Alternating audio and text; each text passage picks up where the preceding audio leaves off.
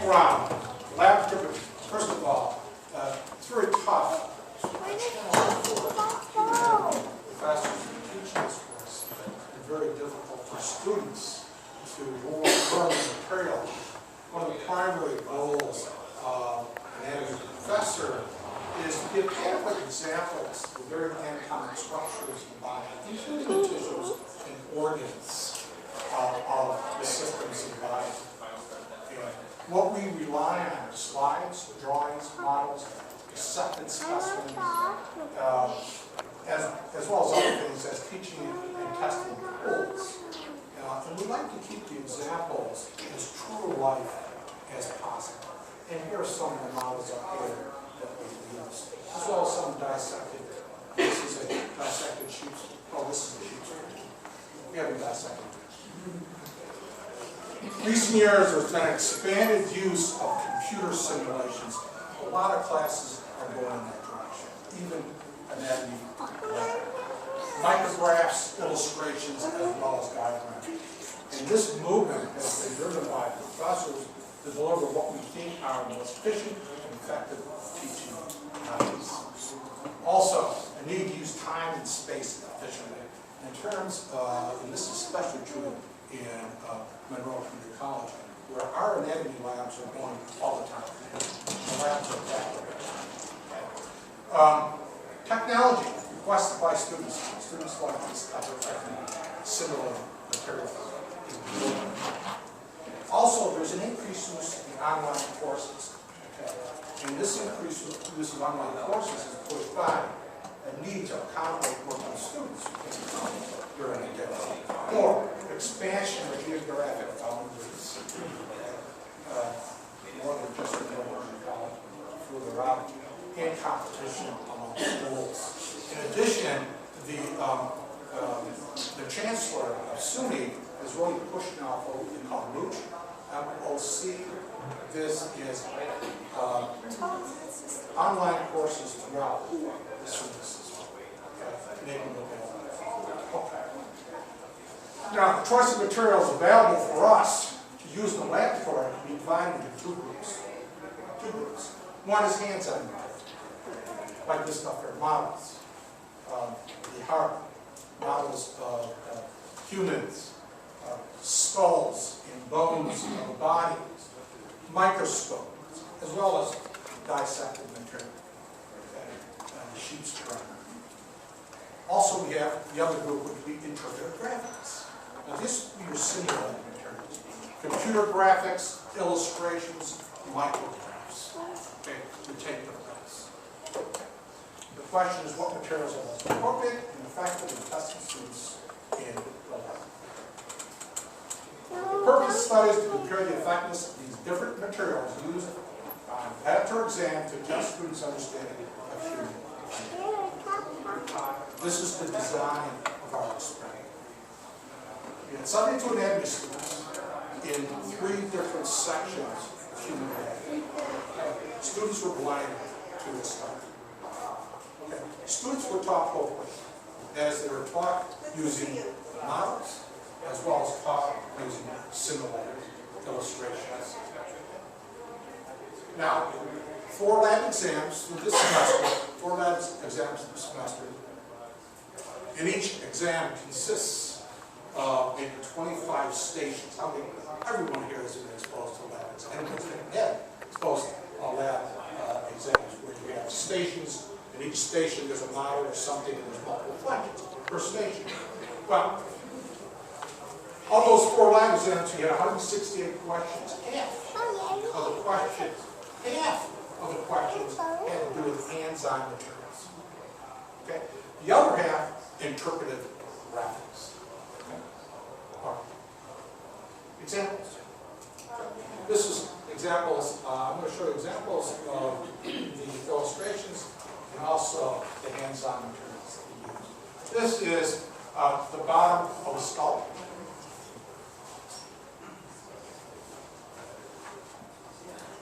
Bottom of the skull. And I'm not going to test it. But you look at this, and basically it's a flat view, a 2-dimensional view of the bottom of this.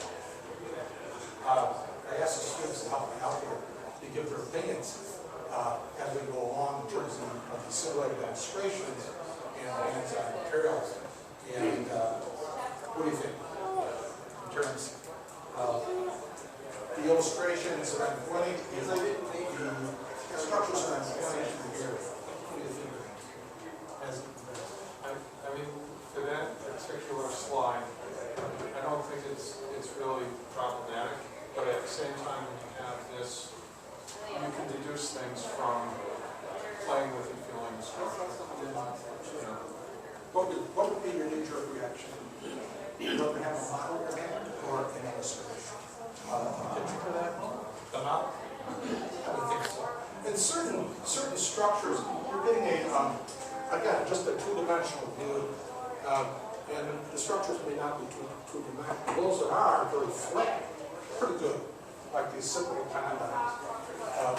But some of these structures are three-dimensional, and at least in my mind, it'd be nicer to move it down. This, does everyone know what bone this is? Femur, yeah. Long way. The femur. Okay, that's the femur. What you're looking at is a posterior aspect of the femur. And then these are that's the linea alba, and then there's other structures. I'm not going to teach you. Again, another illustration of a two-dimensional picture of the bone and the bones. Now, microscopes. This is a micrograph of a tissue.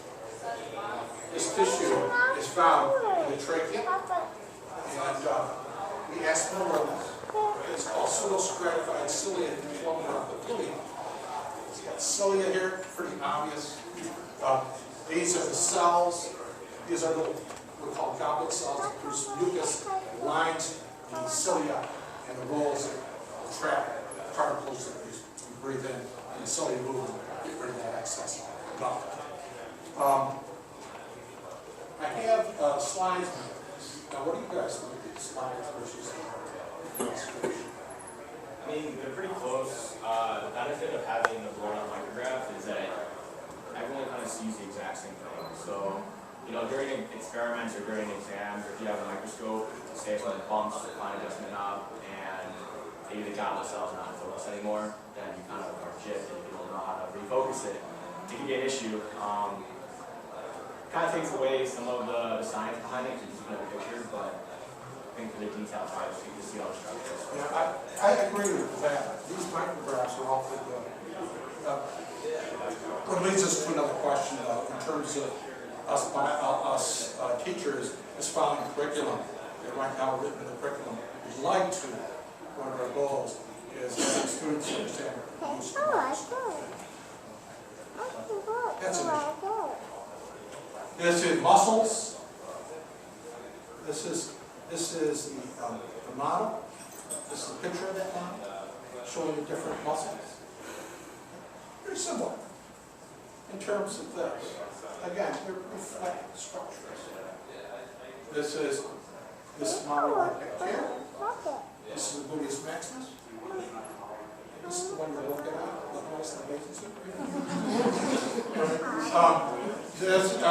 But again, it's this is your 3D model and the 2D picture.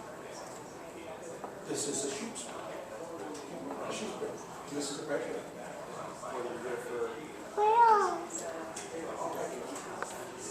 This is sheep's brain. It's okay. Again, and you'll see it from the results when I get to the results. The students had a hard time with illustrations versus the real dissecting. I'm going to move on a little faster here. This is plaster model of blood vessels, and these are real blood vessels. Not the greatest model. I would say so. The heart. Model versus two-dimensional picture. Then we get into pictures of, this is a big, this is and this is the lungs, liver, the different structures of the meat. One, a picture is as good as we can get. There's just another one with the dissection of the thoracic cavity, and we're looking at the different vessels. Okay. I don't have those. You may need a couple. That doesn't look that good, but it smells like worse. Let's look at the results. Assessment of efficiency. We compared the percent of questions students answered correctly for the different testing methodologies. Also, we had a survey we gave the students at the end of class to see what their opinion was on those two types of ways to teach. Results. Overview. Comparing percent of questions answered correctly at stations. This is all the questions. Each one of the triangles shows one question and a comparison percentage in that question versus hands-on versus interpreted. Not much of a difference. Nice spread. The red horizontal line there represents the in terms of written results, the 3D models were a little bit better in terms of average. A little smaller deviation in terms of grouping than the others, two-dimensional. Now we also divided the subcategories, comparing the percent of questions at stations that had microscope versus micrographs. Okay? Micrographs, microscopes. And those that have microscopes, again, the average is a little higher. The standard deviation is very similar. So they're more or less the same grouping.